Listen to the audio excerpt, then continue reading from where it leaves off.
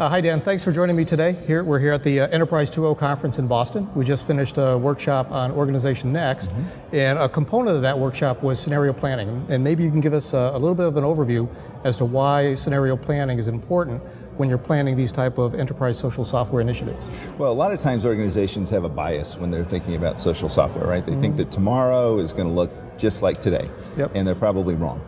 And so as you think about how to plan for the future, it's important to have a technique like scenario planning that gives you a view of the outside forces that are in play that you can then map out against social, technological, economic, environmental, and political situations that you may not be anticipating because of your kind of local bias and other kinds of intellectual biases.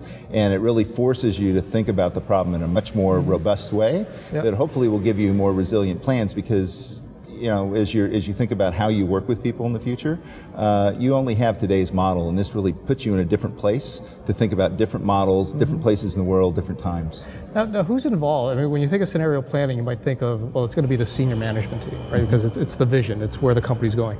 But how does the rank and file, how does the average employee participate or benefit from scenario planning? Well, scenario planning can be used at different levels of abstraction within the organization. So if I'm doing what the company wants to be and what their vision is, that's certainly an executive kind of engagement, and it may be with customers and partners and other things.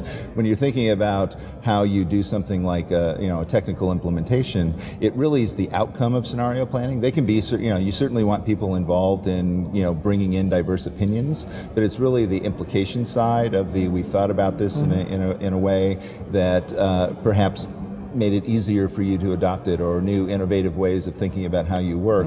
That's the outcome of that, and then it becomes regular change management, right? It becomes about how do you implement those discoveries and those innovations. So how do you measure success then? How do you know when you're done? Or is this a continual investment that you're making? Yeah, scenario planning is never done because the world is, it only ends when the world ends, right?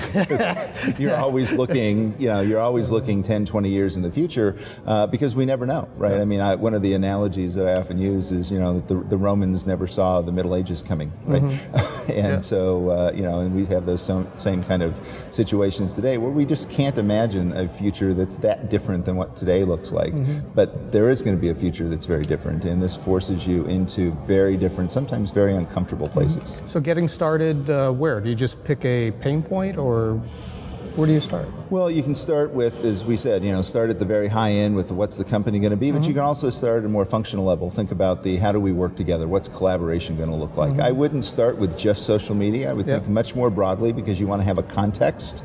And so I like, to talk about the future of work. So what's work going to look like within my organization? And then you can start playing games with how does social media play into that future? How does it help facilitate the work that we're doing? And I think that's a great place to get started. Great. Well, thanks for joining me today. Thank you.